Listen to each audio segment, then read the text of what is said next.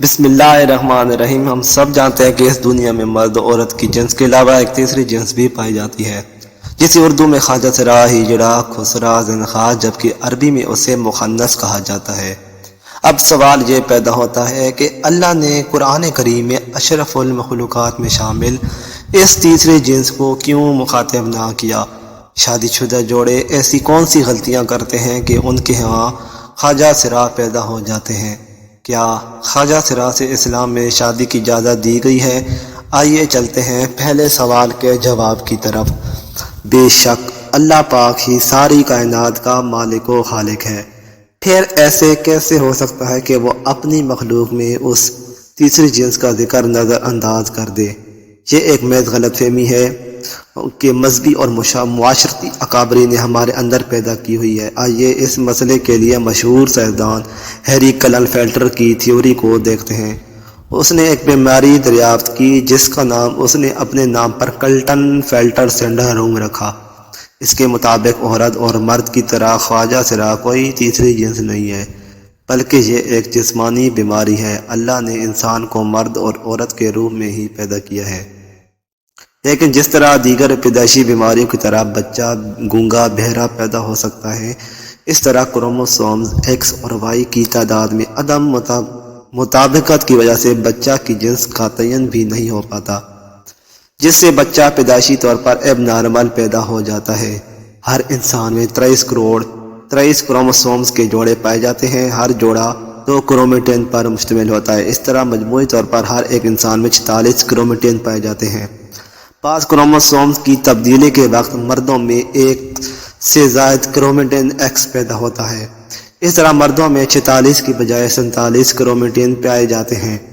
سائنسدانوں کے مطابق ہر 500 میں ایک فرد یہ 47واں کرومیٹین پیدا کرتا ہے، اور بچے کی پیدائش کے وقت اگر یہی 47واں کرومیٹین جو کہ باپ کی طرف سے ایکس یا ایکس وائی کی شکل میں ماں کی کرومیٹین ایکس سے جوڑا بنا لے تو بچہ پیدائشی طور پر ٹرانسجینڈر پیدا ہوتا ہے۔ یہاں یہ بات واضح کر دیں کہ کی طرف سے ہر صورت میں ایک ہی کرومیٹین ایکس آتا ہے، جبکہ باپ کی طرف سے ایکس اور وائی دونوں میں ایک ہی آتا ہے۔ لیکن اگر بدقسمتی سے باپ کی طرف ماں کو دونوں ایکس اور وائی کرومیٹین مل جائیں تو پھر وہ ماں کے ایکس کے ساتھ مل کر ایسا بچہ پیدا کرتے ہیں جس کی ساری زندگی کی سزا بچے اور ماں دونوں کو دی جاتی ہے، جبکہ یہ تحفہ باپ کا ہوتا ہے۔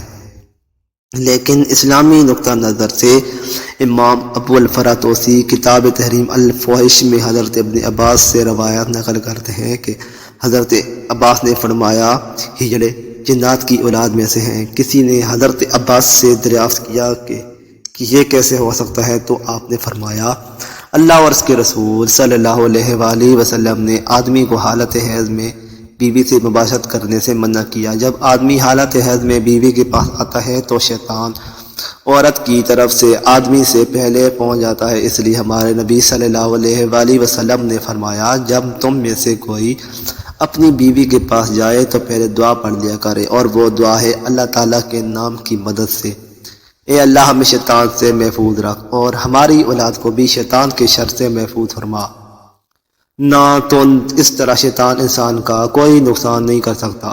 قرآن کریم کی سورہ الشورى میں اللہ اپنی حاکمیت اور بیان کرتے ہوئے ارشاد کرتا ہے، بے شک زمین و آسمان و زمین کی حکومت اللہ ہی کی ہے، وہ جو چاہتا ہے کرتا ہے، جسے چاہتا ہے بیٹی عطا کرتا ہے، جسے چاہتا ہے بیٹے عطا کرتا ہے، اور جسے چاہتا ہے ملا جلا کر عطا کرتا ہے، جسے چاہتا ہے بے اولاد رکھتا ہے۔ وہ تو جاننے والا اور قدرت والا ہے۔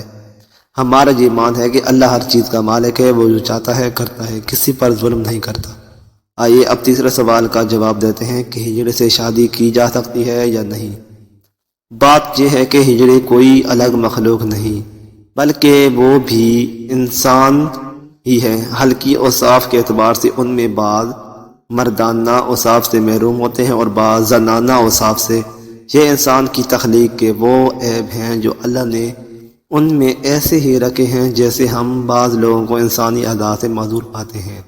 یہ نقائص امتحان کے لیے انسان میں رکھے جاتے ہیں۔ ایک انسان جو کہ معذور ہونے کے باوجود کامل عقل شعور رکھتا ہے، تو اس کا امتحان صبر کا امتحان ہے۔ مشکل یعنی جس شخص میں مرد و عورت کی علامات بالکل مساوی یعنی برابر ہوں سے کسی لڑکے یا لڑکی کا نکاح شرعاً جائز نہیں۔ البتہ خنثی غیر مشکل یعنی وہ خنثی جس میں مردانہ قوی اور علامات غالب ہوں تو شرعاً مرد شمار ہونے کی وجہ سے اس کا کسی لڑکی سے نکاح، اور اگر اس میں زنانہ صلاحیتیں اور علامات غالب ہوں تو اس کا کسی مرد سے نکاح شرعاً بھی جائز اور درست ہوگا۔ ایک دفعہ ایک شخص باب علم امیر المومنین حضرت علی رضی اللہ عنہ کی بارگاہ میں حاضر ہوا اور عرض کرنے لگا، اے امیر المومنین، میرا بھائی خواجہ سرا کی محبت میں گرفتار ہو گیا۔ ہم نے اس کو مکروہ عمل سے باز رکھنے کی کوشش کی لیکن اس نے مخنث سے شادی کر لی۔ اب آپ بتائیے کیا یہ نکاح جائز ہے؟ جب یہ معاملہ حضرت علی کے سامنے پیش کیا گیا تو آپ نے خواجہ سرا سے دریافت کیا، کیا تمہاری مشابہت مرد کی طرح ہے یا عورت جیسی ہے؟ خواجہ سرا نے بتایا کہ مجھ میں مرد اور عورت دونوں کی خصوصیات پائی جاتی ہیں، مجھے ماہواری بھی آتی ہے اور میں مردوں کی طرح بھی زندگی گزارتا ہوں۔ حضرت علی نے اپنے غلاموں کو حکم دیا کہ اس خواجہ سرا کی دونوں طرف والی پسلیاں شمار کریں، اگر بائیں جانے والی ایک پسلی کم دکھائی دے تو پھر اس کو مرد سمجھا جائے گا ورنہ اس کو عورت تصور کیا جائے گا۔ جب یہ واضح ہو گیا کہ خواجہ سرا کی ایک پسلی کم ہے تو حضرت علی نے یہ فیصلہ صادر فرما دیا کہ اسے مرد شمار کیا جائے اور اس کے شوہر اور اس کے درمیان علیحدگی کروا دی۔ اس طرح خواجہ سرا کی وراثت کا بھی مسئلہ ہے، اگر تو وہ مرد ہے تو مرد کا حصہ پائے گا اور اگر عورت کے مشابہ ہے تو عورت کا حصہ پائے گا۔ افسوس کہ ہمارا معاشرہ جو کہ اسلامی معاشرہ کہلاتا ہے اس میں انہیں عزت و احترام حاصل نہیں جو کہ مرد و زن کو حاصل ہیں۔ اسلام میں قدرتی طور پر پیدا ہونے والے ہجڑے بچوں کے لیے وراثت میں حصہ رکھا گیا ہے۔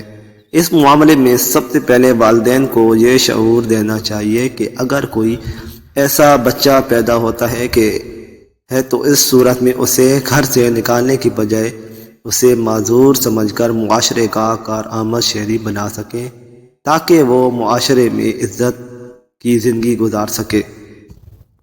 ویورز مزید اچھی ویڈیوز کے لیے چینل کو ضرور سبسکرائب کریں تاکہ آپ کو ہر وقت ویڈیو مل سکے۔ شکریہ۔